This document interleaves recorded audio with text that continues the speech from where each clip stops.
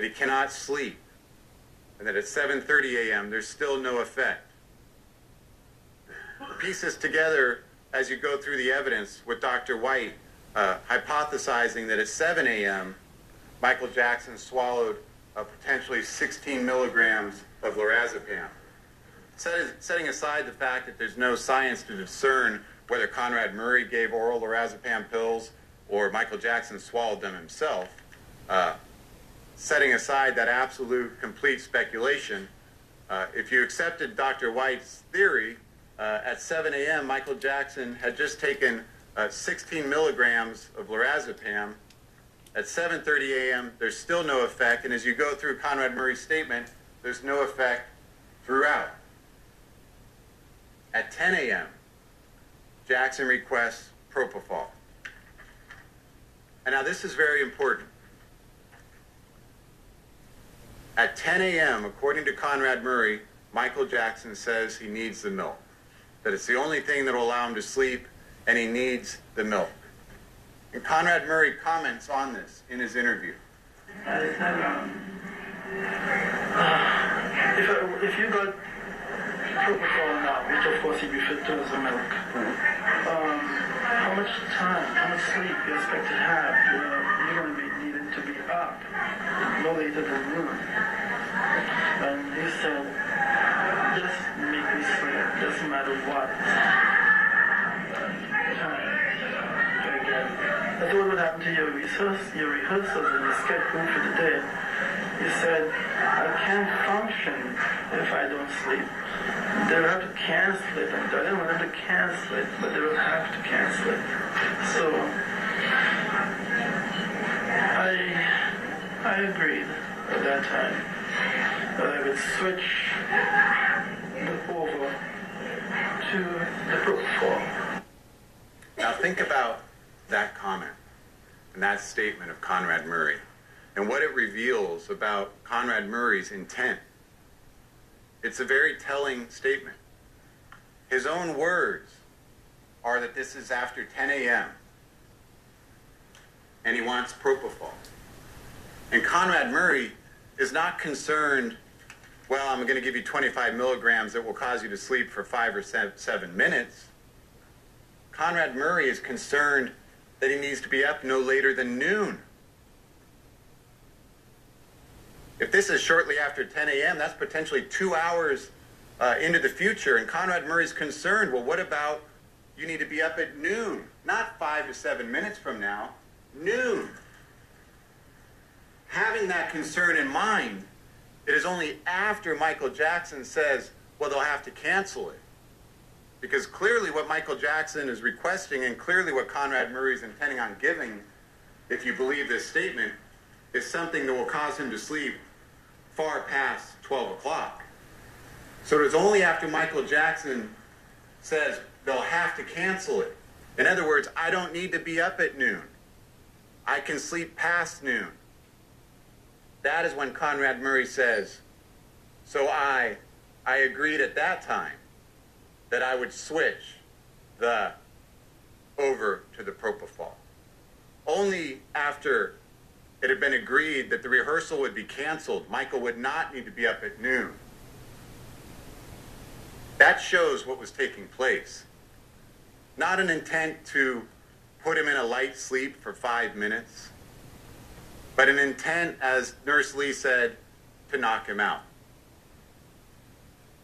If you believe he was even awake at this time and not already knocked out as a result of the propofol being given by Conrad Murray. So at 10:40 a.m., according to Conrad Murray, in response to that dialogue that the rehearsal will be canceled, he doesn't need to be up at noon, he then wants you to believe that he just gave 25 milligrams diluted with lidocaine. Enough that would put him down for about 5 to 7 minutes or thereabout. Slowly infused, Jackson goes to sleep. Following the administration of the propofol, for long enough period that I felt comfortable. Then I needed to go to the bathroom.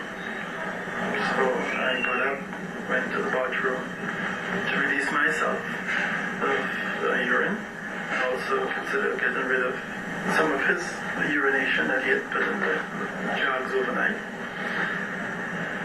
And then I came back to his bedside and I was stunned in the sense that he wasn't breathing. He was gone for just 2 minutes.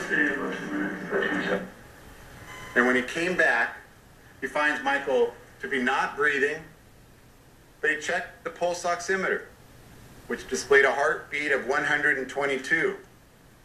He additionally reached and checked Michael's femoral pulse. He felt a pulse, meaning that the heart was beating, but Michael was not breathing.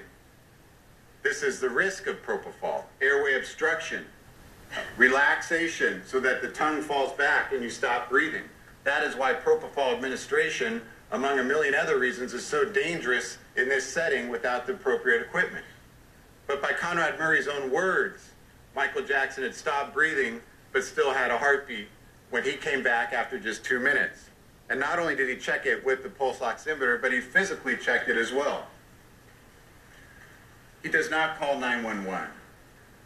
And if you did not hear the audio of this as you sat in this trial, it would almost be completely unbelievable. The statements that Conrad Murray makes to justify his failure to do the most basic, the most common sense thing that we all learn as young children, that you call 911 immediately.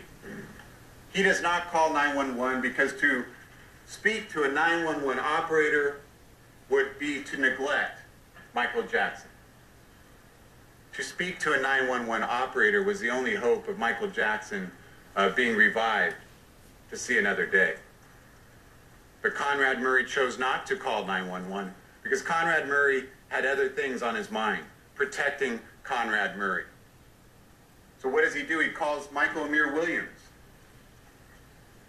Does he ask Michael Amir Williams to call 911? No. He calls him at 12:12 p.m. We know he leaves a message on his phone. Setting aside all the other bizarre behavior on the part of Conrad Murray, setting everything else aside, he left a message on the voicemail. All he had to say was, call 911. We need a paramedic at Carrollwood. But he didn't say that. And he admits he didn't say that. I did not want him to. I couldn't ask him at that time to call 911 because he would want to know what it was about. And I have a patient that needs help, and I'm trying to assist. I'm trying to do it the best I can and try to get help. This is Conrad Murray's version of events prior to getting the voicemail recording and the phone records. You now know that Conrad Murray left a voicemail. Call me right away. Call me right away. He doesn't say call 911. Michael Amir Williams had no opportunity to ask questions if that was truly Conrad Murray's concern. He left a voicemail message. And he could have used that time to call 911. He should have used the time much earlier to call 911, but we know for a fact that at 12:12 he made this phone call to Michael Amir Williams and made no mention of 911 whatsoever. Because Conrad Murray knew what he had done. He knew what he had done. And he knew his acts killed Michael Jackson. Maybe he's panicked. Maybe he's still cleaning up. Maybe he's hoping some miracle befalls him and Michael Jackson is revived and no one will need to know about this. But he is putting Conrad Murray first. He is putting Conrad Murray first, and he's intentionally not calling 911. He's intentionally delaying the arrival of help that could have saved Michael Jackson's life. What do we learn then following this interview? Following defendant Murray's version of events, we learn a great deal. We learn about the telephone activity throughout the evening and during the relevant time period. And keep in mind when you try to link it up to his statements, we have here at 9:23, he's speaking to a Chanel Murray,